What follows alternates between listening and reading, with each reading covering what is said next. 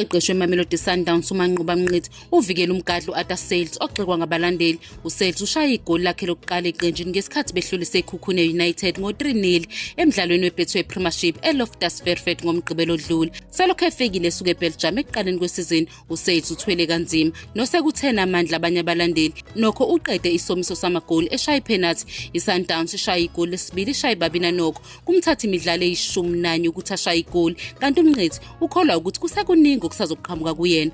uMnqithi ukugcizelela ukuthi kubaluleke kakhulu ukuthi uSales asize iqembu liwini kunokugxila ekushayeni amagoli kuphela. Ubalula ukuthi nakuba abanye bangase basibuke kabi lesi simo, uSales uphinde wanikeza abantu ababili usizo okufanele kubonakale kuwuphawu oluhle lenqubekela phambili. Uvumile ukuthi ukuzijwayeza iqenjini elisha kungathatha isikhathi eside kunalokho bekulindelwe.